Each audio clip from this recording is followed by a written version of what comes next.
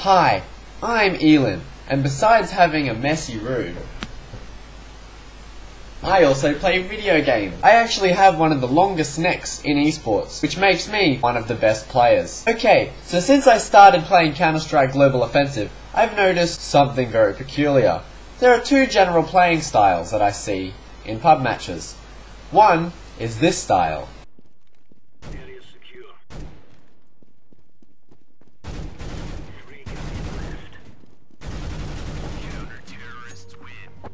And two is this one. Oh, I'm so fucking shit at this game. Oh, what the fuck? I just got fucking killed by a bot. If you're playing like the second one, you need to get good and stop being shit. So how do you do that? Well, I'm here to cover the basics of Counter-Strike Global Offensive. Okay, so the idea of Counter-Strike is you are either put on one of two teams, the terrorists or the counter-terrorists. As a terrorist, the objective is to either kill all of the counter-terrorists, or you can plant this bomb at a bomb site, either A or B, as designated on the minimap in the top left corner, and have it blow up. So if you are a terrorist, and you've killed all of the counter-terrorists, and you've planted the bomb, you automatically win the round. If you are a counter-terrorist, however, and the terrorists have planted the bomb, then even if you kill all of the terrorists, you still have to defuse the bomb. If the bomb explodes, even if every single counter-terrorist is alive, the counter-terrorists will lose the round. That's the basics of the Counter-Strike objectives, pretty much. Okay, so I'm going to start us off with the basics of aiming in Counter-Strike Global Offensive. So, in a lot of shooters, like for example Call of Duty, it's a common practice to just sort of, when you see your opponent, you just sort of aim at them and you shoot, and that's the end of the story. Once all your bullets are into them, the opponent dies. In Counter-Strike it's a little bit different. We have a very complicated recoil system, and various forms of movement affect the recoil of the bullets that come out of the gun. So what we want to do is in Counter-Strike Go, we want to always keep our crosshair at head level. That enables us to more effectively kill our opponent as soon as we see them. For example, if I was on terrorist and there happened to be a counter-terrorist right where this bomb is, right where that box is, sorry, if I was keeping my crosshair head level and I walked around the corner, I would automatically be on the counter-terrorist's head, straight away from the word go, and then all I would have to do is shoot their head and I would either deal phenomenal damage or kill them outright. I would also like to point out that it's very necessary to keep your crosshair slightly to the right or to the left of wherever you'll be turning around. If you try to pre-aim, so let's say if we think that counter-terrorist is there, and we do this, and there happens to be a counter-terrorist here, for example, we're doomed. We go like here, we go like this, and automatically we just get killed straight away, and we'd have to either do some ridiculous flick shot like that or just outright die. So what we want to do is want to keep our crosshair always to the right or to the left of what we're turning around, and check everywhere at all times.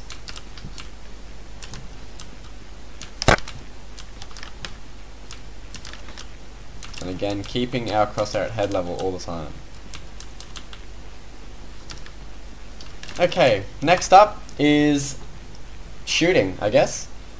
In Counter-Strike, if you're standing still, your bullets are like more straight. So for example, if I'm running sideways and I'm trying to shoot bullets, as you can see, they don't exactly go over my crosshair.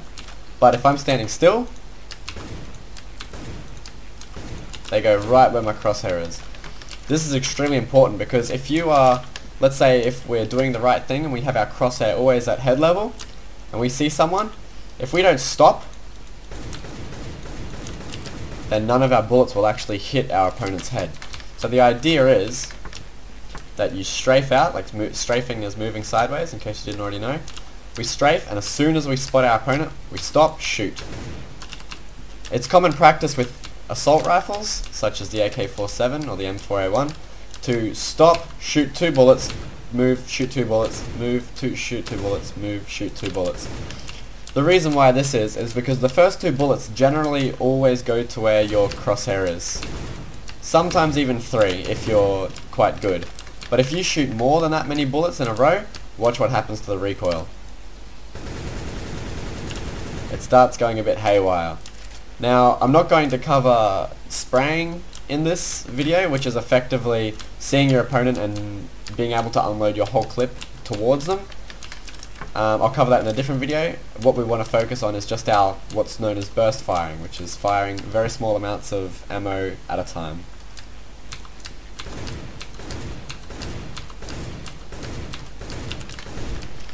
Okay, so in Counter-Strike, as you've noticed, there's recoil, and taking side steps and then shooting a couple bullets is effective. The reason why we take the steps and then stop is because when you stop, your recoil goes from being large to being small. And when you stop, it still takes a good 0.5 seconds or so for all of that recoil to disappear, and that's when you start shooting. Which is why instead of me going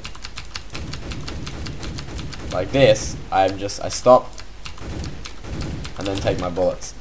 Now, when you crouch, your recoil, the time it takes for your recoil to reach 0 is drastically reduced. So instead of doing this while you're standing, when you're crouched, you can effectively do it like this. And it becomes a lot more accurate. I don't recommend crouching as a new player, as it makes you a sitting duck, and good players will be able to take you out very quickly. So you want to be practicing that strafing and burst firing technique first.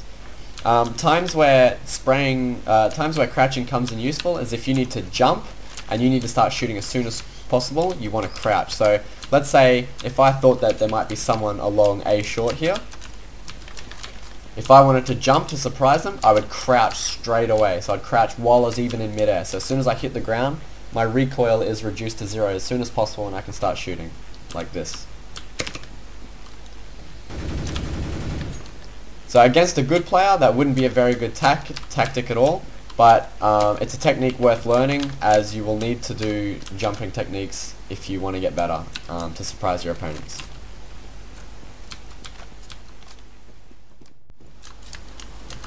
Okay, so now I want to talk about what you should do as a counter-terrorist and what you should do as a terrorist, obviously in its most basic form.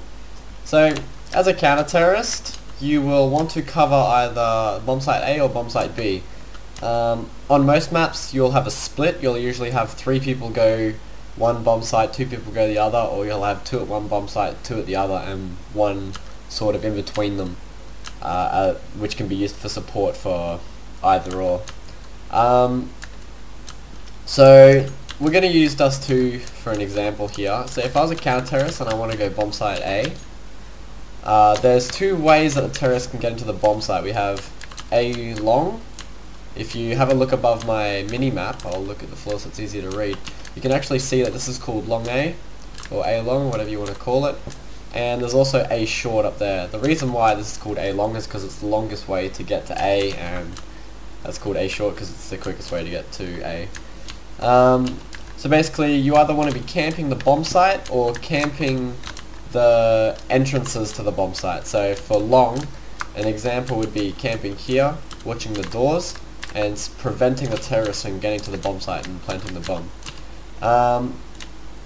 There are various uses for these positions at long. So if you have a sniper rifle, you would be better off camping at a position here, or if you have somebody else watching A short, you could be camping here. And the reason why if you use a sniper rifle in these positions is it gives you a longer distance, which means that the sniper rifle gains an advantage with its scope, and the other team gains disadvantage by not only having to look everywhere as they come out of the side halls here, but also having to try and aim at a very far away place. So that's pretty much it for the CTs. You just want to get to a bomb site, get some cover, and prevent the terrorists from planting the bomb. There are a lot of situations where you might be the only person at A long, for example, and you'll get either double flashed from over the top of side halls, or maybe you'll see 3 people walk out. If you can, immediately run away without getting killed. What you want to do is alert your teammates that there are 3 people coming through long, and you want to hide there and wait for your team to actually get to your position, because obviously the more people you have defending the bomb sites, the easier it is to take care of large amounts of enemies. You don't just want to go, oh, there's 3 people, let's see if I can get one before I die, and then you die and they plant the bomb down before your team even gets there. You want to let your team know, you want your team to get there, and you want to kill all 3 of them together. And then if we go to... Similarly for bomb site B, there's 2 ways to get here. You can either get in through this side or through tunnels. Now, this is a tricky bomb site since there's the double doors here. There's a hole that you can get through, which we sort of just call hole or B window, that you can get through on either side, as well as having this tunnel area. Now, as a counter-terrorist, you'll probably only be watching tunnels if you're on a good team, since if you have 2 people B, there'll be one that watches the tunnels, there'll usually be one over in this area for support in case there's a big rush, and you won't need to watch the doors since there'll be a person covering mid, usually with a sniper rifle. If the mid person doesn't have a sniper rifle, the chances are they'll be covering mid from up here, and just letting everyone in bomb site B know if people come through the double doors. Okay, and now we have the terrorists. Now, as I mentioned before, the idea of the terrorists is to either kill all of the counter-terrorists or plant the bomb down. Now, a lot of people would prefer to get the bomb down since it gives your team more money when the next spawn comes around. Now, there are a lot of ways to decide which bomb site you want to go to. Some bomb sites require rifles in order to enter them easily, some of them require some sniper assistance, some of them you can rush, and most of the time they will all require a decent use of grenades, such as smoke grenades and flashbangs, to be able to get into the bomb site with minimal fuss. So, what I like to do as a terrorist is either have a general plan from the start, just sort of decide which bomb site you would like to linger around, and then have everyone go there and having 1 or 2 snipers sort of just watch this mid position. Because if it's a 5v5, if you as the terrorist see 2 counter-terrorists cross double doors, you will know that it's likely going to be a standard 2 at bomb site A, 2 at bomb site B, and 1 at mid play. Or 3 at bomb site A and 2 at bomb site B. That'll sort of allow you to think of which strategy you would like to go for as a terrorist. So if I saw 3 cross the bomb site A, then I know for a fact that there can only be 2 people, if I see 3 people cross the bomb site B, then I know that there can only be 2 people at bomb site A. So that means either having 1 at bomb site, 1 at A long, 1 at A short, or having both of them at the actual bomb site. So what you would do is you would probably take the bomb and 2 people mid while you smoke the double doors, and you would have 2 people go through long, and the idea would be to both get to the main fighting area, which is the bomb site A area here, at the same time, so that you can effectively have a 5 versus 2 situation. Or if there was only 1 person at each area, that would be a 2v1 and a 3v1 here, which would make it quite easy to get into the bomb site. But yeah, basically what you want to do is try and focus on the easiest bomb site to get into regarding your situation. As a beginner, you don't want to be attacking this hallway, the tunnel, too much, because it requires a use of either 2 smoke grenades that completely cover the entrance, and then you'll need to do like a flashbang into platform and a flashbang out into open while you're running backwards. And as soon as those flashbangs go off, you want to be able to do a 180, and you want to check the back of the car, the fucking back of the box, you want to check the actual bomb site, you need to check behind the crates and behind the bomb site, as well as hoping that the guy at mid doesn't have great aim and just comes here and just fucking 1Vs everyone that comes out of tunnels. So I don't recommend coming tunnels as a beginner, but if you would like to practice your usage of grenades, then this is perfect. You want to throw a smoke grenade right at the end of tunnels that'll land about here. But you want to throw the smoke grenade without being seen, because there's usually a sniper rifle camping in the back of the platform there. So you'd want to throw a smoke grenade, have it land about here. As soon as it goes up, you walk out, you get your flash grenade, you throw it through the smoke, and you start running backwards so that when the flash goes off, you're in the middle of the smoke. As soon as the flashbang goes off, you do your 180 and you start checking everywhere and hope that the rest of your team in tunnels doesn't bait you or team kill you with dumb grenades and team flash. Bullshit. Lastly, I'd like to emphasize learning the map names, learning the names of the parts of the maps. Now, a lot of pros these days will have their own names for various areas because they were called different things in the old versions of Counter-Strike. But at the same time, they will all know what you mean if you just say that part of the map as it is above your minimap. So if you look at the top left corner of my screen, you may not be able to see it because I'm using a shit codec. But if you hop into a game and have a look above your minimap, you'll see that it actually tells you where you are standing. So it's a great idea to get yourself familiar with all these places that you get yourself in. Okay, and lastly, there are some extras that I would like to quickly go over that are essential parts of this game. So to start off with, we have our Kevlar and we have our helmet. Now if you look in the bottom left corner of your heads-up display, you will notice that you have health and there's another empty bar down there. The health is obviously your hit points. If that reaches 0, you die. Now if you buy Kevlar, then that means that if you take shots that aren't to the head, those shots, the damage of those shots will be reduced drastically. The downside is obviously you have to buy the Kevlar and it costs $650, and it also runs out. So every time you take damage that the Kevlar nullifies, then that Kevlar will disappear and you'll have to rebuy it all over again, etc. Not to mention if you die, you lose all of it. Now you can also buy a helmet. A helmet obviously, well, it may not be obvious, but a helmet reduces the damage that you take from a headshot. So guns that have a low penetration rate, such as a lot of the submachine guns, buying a helmet is super effective versus them, because a good player will obviously try and aim for your head. And if you find yourself in a situation where you're playing against a good player that is using a submachine gun, if you have a helmet, it'll usually take about 3 shots to die, like 3 shots to the head to die, as opposed to the standard 1 or sometimes 2. So helmet costs $350, but you can only buy it with Kevlar, or you have to have Kevlar before you can buy the helmet. So you need to have a fair bit of money if you want to buy a helmet. You can either buy Kevlar the round before and then buy a helmet the next round if you're still alive, or you're going to have to buy the whole lot for $1,000, which is quite a steep price. But ultimately, if it's going to save your life and get you that extra kill or get you an extra 2 kills, it's totally worth it.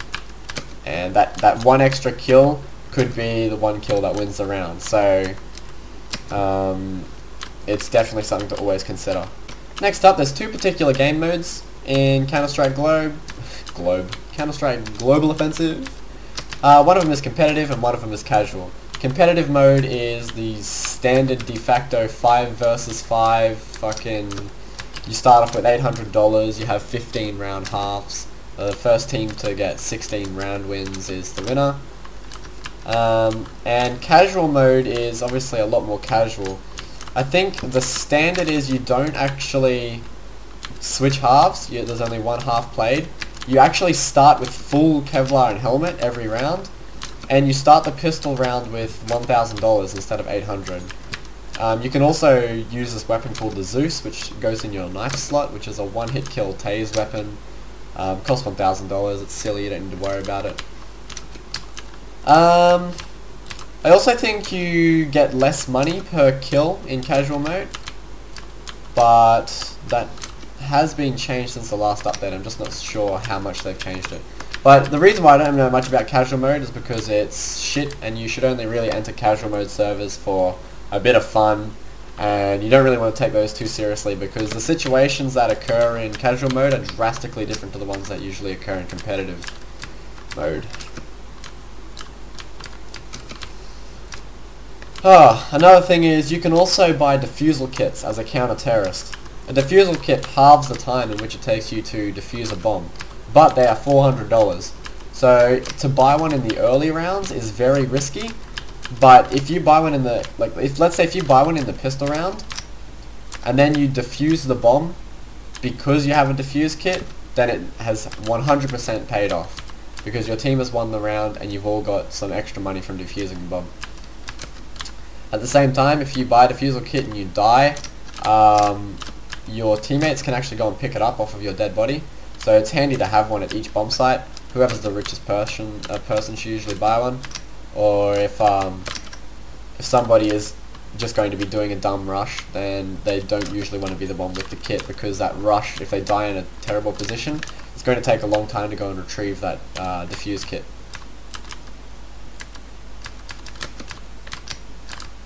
Oh, another thing I forgot to mention is casual mode doesn't have blocking mode and it doesn't have friendly fire. So friendly fire is obviously if you shoot your teammates, they take damage. In casual mode, they won't take damage. In competitive mode, they will take damage.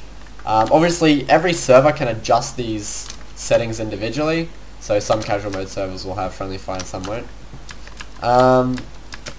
In competitive mode, if you walk into one of your teammates or if you walk into an enemy, you will do what's called blocking, which is essentially where you collide with them and you can't move, etc. In casual mode, if you walk into your teammate, you can actually just walk right through them. It's essentially everyone on your team are ghosts. You can just walk through each other. That's called non-blocking mode. It's handy in casual mode servers since the newer players don't have a great sense of map awareness and don't have very good coordination. So let's say if you're a good player and you get flashed and you're going, oh shit, I need to get down to cover, your immediate reaction is going to, with your supreme map knowledge, walk down the staircase backwards while you're flashed. But if you have some fucking awful scrub fuck that is like and you get flashed, if blocking mode is on, you're going to walk right into them and you're going to be like, lol, oh my god, I'm fucked, and this guy's going to come in and he's going to be like, lol, bang, and you get raped. And it's because of that dirty weasel that snuck up behind you. So in casual mode it's good because those dirty weasels can walk right through you, you go down, you're safe, and then that weasel gets smacked in half and leaves the server later because it's 8:45 PM and he needs to go to bed.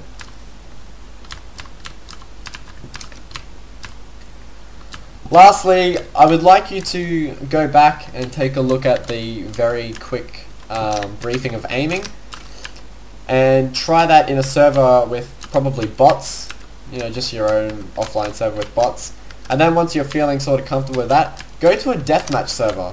So a server that has the deathmatch mod. What those servers are is effectively you go into a team and every time you die you can actually just respawn straight away on a random part of the map. And you can also select what weapons you want, so you can select your Deagle and your AK, or you can select like a P2000 and an AWP. And they're a really good way to just sort of practice your aim, so you just want to be spending the whole time just, you know, practicing the head height thing and keeping your distance around a corner. Boom, you know, you're spraying, you're burst firing, you're tapping, you're crouching, just constantly practicing all of these elements and just really getting the feel for your mouse and your sensitivity and knowing what you need to do to just sort of cope with every situation well. So I hope you enjoyed this video. If you have any specific questions that you'd like answered, leave a comment and I'll answer them. As I said, I'm not a proper professional at this game, but I do believe that most of what I've said is correct, and well, it works for me and it might work for you. So give it a shot and hopefully you'll become a better Counter-Strike player and stop bottoming all of those terrible casual CS Office servers that you play on. If you like the video, drop it a like, leave a comment, fucking do all that great shit that all the other YouTubers want. I probably want it too, not going to lie. But I'll be making more of these videos and I really hope that you can learn a lot of things from them. So Here's a clip of me on my terrible quality stream just getting a 1v4 standard in a competitive pug. See yous around!